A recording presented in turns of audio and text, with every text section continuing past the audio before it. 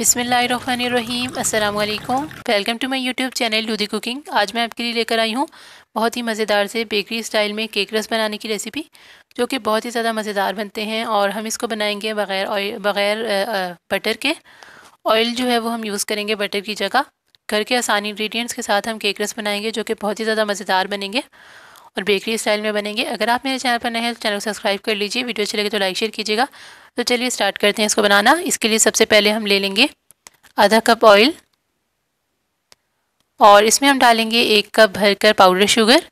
अगर आपके पास powder sugar नहीं है तो आप घर पर चीनी को पीस लें। और इन दोनों चीज़ों को हम अच्छे से बीट कर लेंगे, यानी कि थोड़ा सा बस मिक्स कर लेंगे।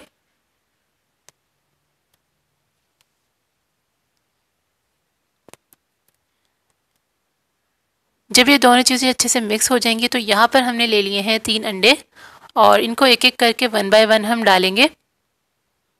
तो यहाँ पर पहले मैंने 1 अंडा डाला है और इसको अच्छे से इसमें बीट कर लेंगे। ऑयल, चीनी और अंडे को अच्छे से हम बीट करेंगे तो ये तीनों चीज़ें अच्छे से मिक्स हो जाएंगी। इसके बाद जो है वो हम इसमें डालेंगे दूसरा एग और इसको भी बीट करेंगे।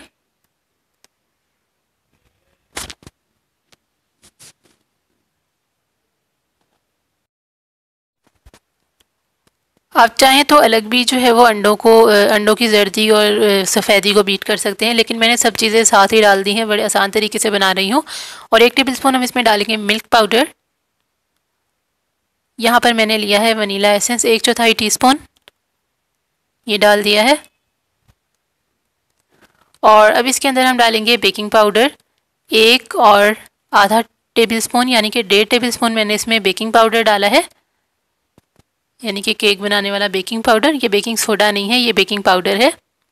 और इसके अंदर अब हम डालेंगे 1 कप मैदा और मैदे को हम 2 से 3 बैचेस में डालेंगे और जस्ट हमने इसको फोल्ड करना है 1 साइड। लेकिन मैं जो है वो स्पून नहीं लेकर आई थी, तो मैंने यहाँ पर जो है वो इसको इसी से थोड़ा सा हल्का सा बीट कर लिया। ज़्यादा आपने ओवर बीटिंग नहीं करनी, क्योंकि जब भी मैदा डालते हैं तो जस्ट फोल्ड करते हैं और बीट नहीं करते। तो मैंने यहाँ पर जस्ट इसको मिक्स करने के लिए जो है वो इसी से अच्छे से मिक्स कर दिया था।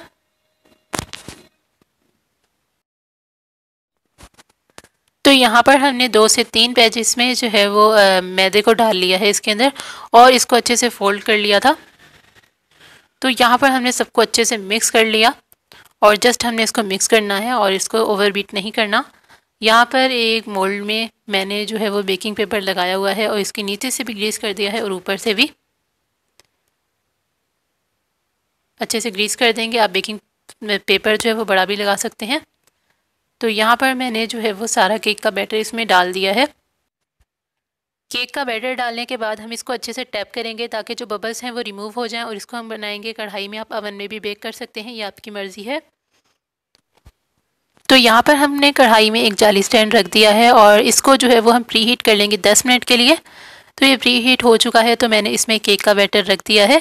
इसको हम 20 से 25 मिनट के लिए पकाएंगे, लेकिन सबसे पहले 10 मिनट में हम इसको हाई फ्लेम पर पकाएंगे, थोड़ा सा मीडियम हाई फ्लेम पर पकाएंगे और फिर अदर 15 मिनट्स में हम इसको लो फ्लेम पर पकाएंगे। तो यहाँ पर मैं देखिए इसको चेक कर रही हूँ टूथपिक की हेल्प से, तो ये बिल्कुल जो है वो साफ़ निकल रही है, क्लियर निकल रही है। तो इसका मतलब ये है कि ये केक जो है वो बन चुका है। इसको हम बाहर निकाल लेंगे। बड़े एहतियात से मैंने इसको बाहर निकाल लिया और इसको जो है वो 5 मिनट के लिए ठंडा होने देंगे। जब ये ठंडा हो जाएगा तो हम इसको जो है वो इसका कवर उतार लेंगे और इसकी कटिंग करेंगे। तो मैं इसकी जो है वो सबसे पहले सीधी इस तरह से लंबे लंबे से इसको कट कर रही हूँ और इसके बाद जो है वो मैं इसको सेंटर से कट करूँगी। आप चाहें तो पहले सेंटर से कट कर लें, उसके बाद जो है वो लंबे लंबे कट करें, तो इस तरह से आसानी होगी एक जितने कटने में। और केक बहुत ही ज़्यादा सॉफ्ट था, तो मुझे जो है वो डर लग रहा था कि कहीं केक जो है वो टूट ही ना जाए। बहुत ही सॉफ्ट जो है वो ये केक बना है। और ये देखें आप, केक रस की शेप जो है वो आ गई है।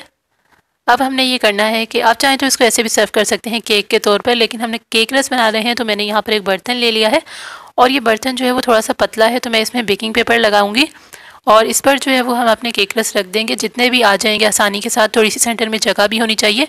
इसको हम 10 मिनट के लिए एक साइड से पकाएंगे और ये देखें, ये 10 मिनट के लिए हमने इसको रखा हुआ है। इसके बाद चेक करेंगे। ये देखिए 10 मिनट गुजर गए थे तो मैंने इसकी साइड जो है वो चेंज कर दी, इसको फ्लिप कर दिया सबको, और फिर इसको दोबारा से 10 मिनट के लिए रख दिया है।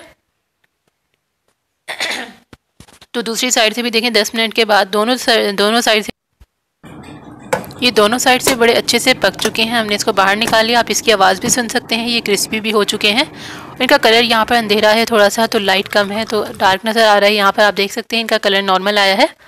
तो यहाँ पर हम इसको चाय के साथ सर्व करेंगे और मैं आपको दिखाती हूँ। ये इतने मज़ेदार बने थे, बिना बटर के हमने इसको बनाया है, बिना अवन के। आप भी इसको ईजिली ट्राई कर सकते हैं घर पर आसान इंग्रेडिएंट्स के साथ। तो मैं आपको ये तोड़कर भी दिखाती हूँ। अगर आपको वीडियो आज की अच्छी लगी तो वीडियो को लाइक करें, शेयर करें, चैनल को सब्सक्राइब करें। बाय।